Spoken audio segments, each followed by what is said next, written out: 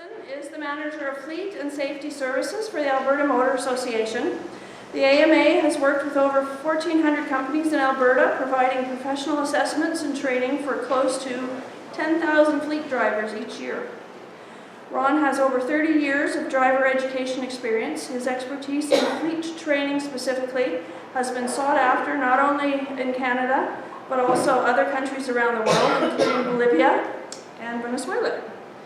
He is a licensed driving instructor through the government of Alberta. Mr. Wilson has written a curricula, I'm not sure I pronounced that correctly, and designed copywritten material for many of the classroom, track, and online programs that the AMA offers. He has developed light vehicle professional driver improvement programs and has helped draft and implement policies for a number of companies. Ron is in constant demand by TV, radio, and news outlets for professional opinions or viewpoints on many of the issues situated around driving today. So, welcome Ron. Thanks. Thank you. Afternoon, everyone. That was kind of boring to listen about myself. Can everyone hear me okay? So far. Guess if you can't hear me, you wouldn't say anything. Yeah. Can you hear me at the back? All right. Okay. So I'm going to be talking. I did this talk last month for March of Dimes, and I was asked at the end if I would come and do this here today, so I said I would. So this is going to focus on travel needs, accessible travel. I'm not the travel person, although I travel a lot. I'm the driver person, okay? So we're going to start with travel, and then I'm going to talk about driving. So how many of you travel? Does anyone travel here? Most people, you don't travel? How many people drive? Do you all drive? Almost the whole group drives, okay, all right. So we'll just go through this, and yes, we're glad this got fixed, so it's a little more interesting for you. It's a visual thing. So I'll talk a little bit about accessible travel and car fit. Is anyone here members of the AMA? Used to be. Used to be members? Well, there's over 980,000 members in Alberta for AMA, so it's actually growing quite a bit. I've been with AMA 31 years, and it's grown a lot since I've been there. So. I like to say I started when I was 10. Okay, so accessible travel and you. So what is accessible travel? Can everyone see this okay, by the way? So accessible travel, transportation, products, and services for people of all ages and abilities. And so Canada is pretty good in the way that you can go places and accessible for people. You can go to other countries, and some countries aren't that accessible. Has anyone ever been to a country that isn't that accessible for people with different needs? What country were you in? Guatemala. Guatemala? A little different? Where were you? Mexico, States. Mexico, the States? No, well, United States. Yeah, okay, yeah, Australia. the United States, Australia. Even in Europe. Europe. So, I think even you had mentioned I've taught driving in a couple countries in South America, and they don't have something as simple as curbs to go down. A lot of countries don't have that. Mexico has that, but a lot of countries don't. Yeah. Pardon me? Puerto Rico doesn't have one. Yeah, so a lot don't have that. So anyways, we'll talk a little bit about that. So smooth sailing, flying, driving, or traveling by train is possible. You'll find I'll read this a little bit because I'm not the travel guy, I'm the driving guy, but I will talk about traveling Canada possible for people of all ages and abilities. So what you really want to make sure if you're going to go international is to check what the standards are. So if you have mobility issues, you want to see if they're going to be able to address that. For instance, if you want to go to a beach and you're not able to make it onto the beach, depending on the country you go to. Anyone ever been to Cuba? Mm-hmm. Cuba's a nice place. You can go to some beaches there that are pretty tough to get to. Or you were saying Mexico, I've traveled extensively throughout Mexico, and there's some places you go there that they call tourist destinations that I don't think a lot of people could make it to. The safety rail in the one area I'm thinking of, it has a rope that is about down here. That's your rope to go over a river. It's just what it is, right? But, and that's this wide to walk on, so not for everyone, that's for sure. Okay, so some countries don't have the same services or facilities or standards that we're used to in Canada here. And in the US. The US is generally pretty good. Okay. So know the ABCs of travel and accessibility. So A, ask an expert. So good idea to use a travel agent if you have some mobility issues. They can really help. Has anyone ever used a travel agent? What are some of the benefits of it? I like to say this isn't TV. You're not just watching. It's two-way conversation, so it's not just TV. So I will ask stuff, and feel free to ask and throw out comments. So what's the benefit of using a travel agent? They're gonna know if a hotel is actually accessible. They're going to know if a hotel is accessible? What else? And they know information about flights, such as I use a walker a lot.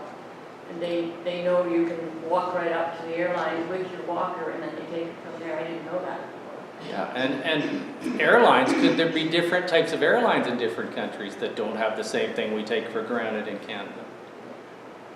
My son had gone to San Francisco and he went through an agent and they booked a hotel with, they had to take a taxi, it was 75 miles away that he was booked.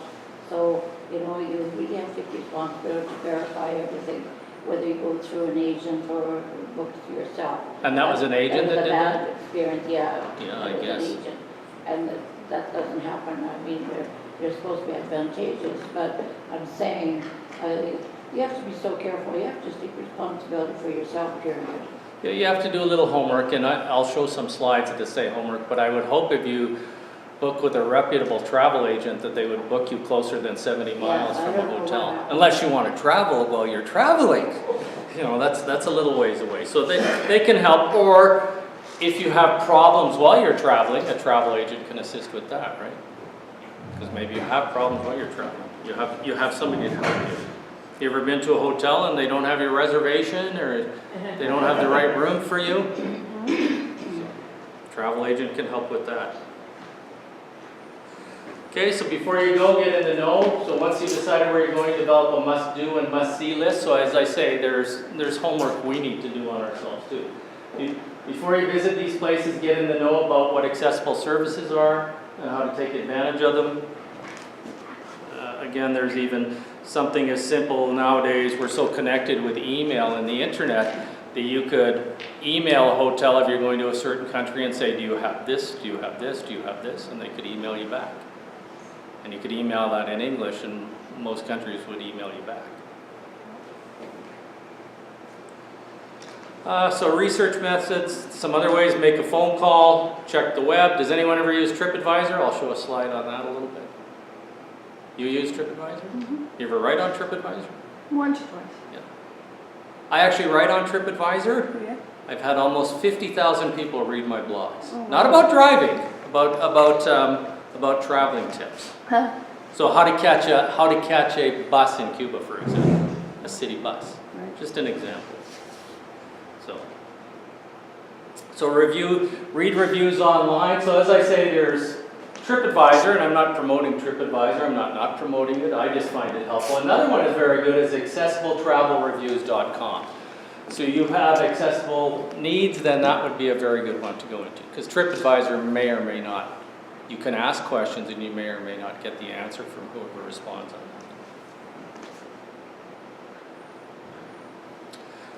So clarify your needs with the service providers. So it's important to check with airlines, for example, if you need a ramp or you have a seeing eye dog. These are things you need to check with your service provider, your airline. And again, not all countries are the same. Pack travel insurance. Does everyone use travel insurance when they travel? So? Definitely. What would be a benefit of travel insurance? If anything happens to you, you're looked after. Anything happens? My wife ended up was in Hawaii and they thought she had a heart attack and they flew her from one hospital to another hospital to another hospital, different islands. And it would have cost us well over $100,000 just for the air flights. But because we had insurance, they sent us the bill and we had insurance. They sent us with the company paid, then it was a big difference. Oh, absolutely. Like a small fortune, just Absolutely. saving my, So I'll give you a personal story on this. My parents went to a country and with my older brother and his wife, and they were run off the road. Long story short, they didn't have proper insurance. I had to go fly to that country, had to arrange an air ambulance to fly my mother back to Calgary through Miami through another country. And I can tell you it was a lot of money. So I would recommend you have travel insurance. This gentleman just gave us a great example also. and like I say, that's in the US. Yep. So another friend of mine, his wife and him were down and retired to Arizona. Okay. And he had heart problems and stuff. And the son flew down and brought him back to Canada because they had insurance, but not good enough.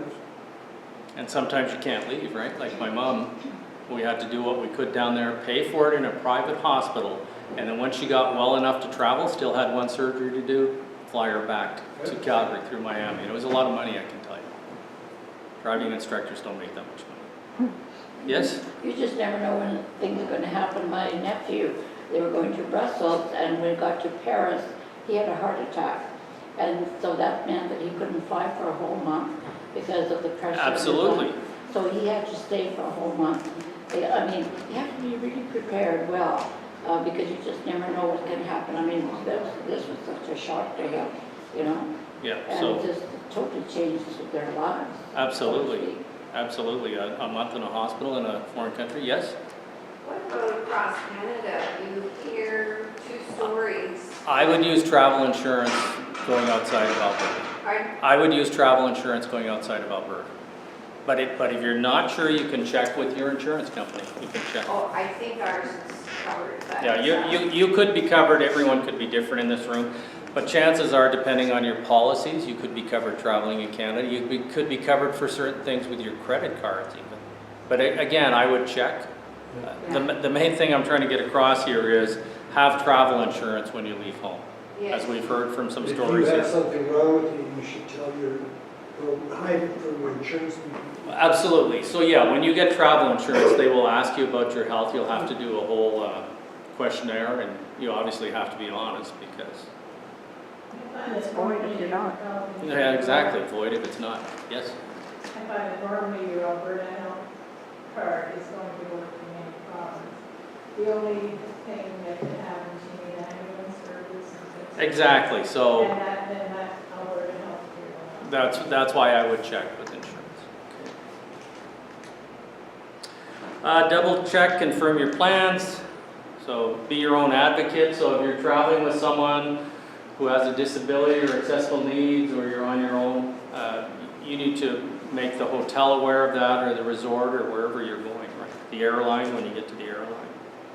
And again, if you're flying outside of, I would say Canada, you were saying Europe, depends in Europe, doesn't it? What airline will be like, so. And I'm not here to put down any countries, by the way. I love travel. It's better safe than sorry. So, before you board, consult your travel checklist. So do you make a little checklist before you travel? I make a checklist. I must be stupid, but I make a checklist. I always make a checklist, and I travel a lot, so I make a checklist. I'm not saying if I'm driving to Edmonton tomorrow, but going on vacation, I make a checklist. We always have one. It's a Yeah. lot longer than that. Yeah. Well, this is just a snapshot. I know. It cuts off. It cuts off. Okay. Terminal tips for mobility aids. When you arrive at the terminal, you have a mobility aid such as a walker or a scooter, cane or other item, do a quick condition check. In other words, you put your walker on the airline and you get it back all damaged, they may say it was like that to begin with. So even a good idea, maybe just take a couple snapshots of it with your phone at the time, right? So then when you get it back, or you get your cane bent up or something, probably keep your cane with you. And make sure you have your name on it, not just the tag that they give you. Your name on it somehow, taped right on it. Okay, that's sure, why Because so not? many of them look alike. I was almost given the wrong walker. Oh, The okay. tag had ripped off, which doesn't usually happen, but my name was on it. And I said, is my name on the front? He said, are you Mrs. Smith? And I, no. Oh, yours must be the other one. And Yeah. you Yeah, sure, good point. Enjoy accessible attractions. So there's lots of places in Canada, the provincial parks, for example. It's got an example here. If you go to Pacific Rim National Park Reserve in BC, you can actually use an all-terrain vehicle or vehicle wheelchair to get on the beach. So, you know, again, that's something you can have maybe in Canada, but I didn't see anything like that in some of the. I like to snorkel, so I've been to lots of different countries with, So that with that beaches. park has wheelchairs like that you could rent? Yes, it does. So again, that website I gave earlier will give you lots of information on places like that. And as I said earlier, one of the positive things, there's a lot of positive things, but if you use a travel consultant, travel agent, if you do have an issue with something, they will help resolve it. So sometimes maybe you go to, we'll say, a resort and you're supposed to get this kind of a room and this kind of service, and guess what, you get there and you don't get that. Kind of wrecks the vacation probably, and if you argue with the, not that anyone in this room would argue, but you get upset with the person at the front desk and they don't do anything, what are you going to do? Whereas if you have a travel agent, they will work on that and do something to make it right. I'm just wondering, you're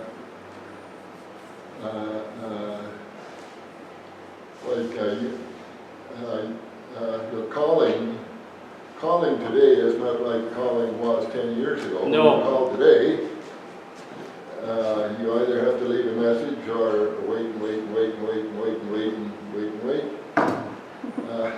So if you have to call your consultant from quite an area away, you've got a problem. I can't speak for all the travel areas, but AMA will have an email you can hook into, and people check that. They'll have somebody that will return that call. I can't speak for all the other travel agents. I would think any reputable agent would have somebody that's going to check emergency emails and phone calls and things like that. You know, it may not be. You're right that you may phone someone and you don't get it right there, but probably within an hour you'll get some kind of a response. It might seem like a long time when you're waiting for something. 3 teenagers came along, took our luggage, and they had this big wagon. We thought, wow, you know, the service is just excellent, eh? But they went all the way around by the time we got up the stairs, and they said, money, money, money, passport, passport, money, money, money, and they wouldn't let us have our luggage. How do you protect yourself from these kind of scammers? I mean, thank God that I got to know her. Well, I mean, what would you do? Like the travel agent, that's beyond her expectation. But again, I'm not the travel expert, but I have traveled a lot. I don't deal with anybody in the airport unless they have some kind of recognizable Okay. brand on or name on or shirt on. That's a good point. You go to a lot of countries, and again, I'm not putting down any countries, but you go to a lot of countries and you will come out of, as soon as you got your luggage, you come out that first door and you will have people hit on you and say all kinds of things, and they have nothing to do with the airline you're with or the taxi service. How do I deal with it? Yeah. If they don't have something that I need on that shirt or jacket, or Excuse me? I know where I'm going, I'm fine, thank you. Don't even acknowledge them, just Or- walk past. Or you could say, for you could say no gracias. For your Spanish. Yeah, just keep going. If they're not the people, you don't want to deal with them. And you'll get you've got some interesting people even in some big airports in the US that will try and sell you stuff that have nothing to do, try to get money for charity that have nothing to do with charities or the airport. So make sure they're recognized airport staff. We found in South America at airports, there were a lot of people that would come in the system, or try to take the bags from you, even though you knew you had a cab driver, or you had somebody. Sure. They were just there sort of in your face. Yeah, they'll do that in a lot of Oh, countries. they did, yes. Yeah, so that's why, again, if they don't have their proper representation on, something showing that they work for whatever airline or cab or hotel you're dealing with, just carry on, smile. Yeah, well, if you That's- haven't traveled a lot, I think it's very intimidating to a lot of people when they come, when they're so in your face. And Yeah, it's a lot of people are intimidated by that. A lot of people, because maybe that country doesn't speak English, that intimidates some people as well. But again, just smile and keep walking. Oh, yes. You know, Here's another benefit of if you use a travel agent, you can ask what to expect when you get there, if you're going on some kind of a tour, who's going to meet you, that kind of thing. But when you're out and about, that could even happen. You're now in a country and you're walking on a street and someone comes up. So just be aware. Did you have a question? No, I was just gonna say, a lot of time there's different forms of begging. Yes. And I think, again, we consulted with a travel agent and we said, do people beg? And then, oh, let me tell you about some of the systems they use. It was excellent. Yeah. He just told us all the different, as opposed to pulling out and asking for something, they'll, you know, whether it's selling something, taking your bag, doing this, doing that. She just reamed off a whole bunch. Oh, okay, now we're aware. Yeah. And we were, like you said, we were, you know, saying no thank you. Let me say this. I have given lots of small children coins, and not coins of the countries, and not worried about them wanting to polish my shoes or whatever. So Yeah, yeah. I don't just brush everyone off just to, Yeah. So. Just to clarify one thing, by the way, does Alberta have addresses on all the houses? Do they what? Do they have, my son's a paramedic for Alberta Health Services. You don't He know. works in northern Alberta. Look for the brown house on the corner of this area. There's no address. What does Sir. that mean?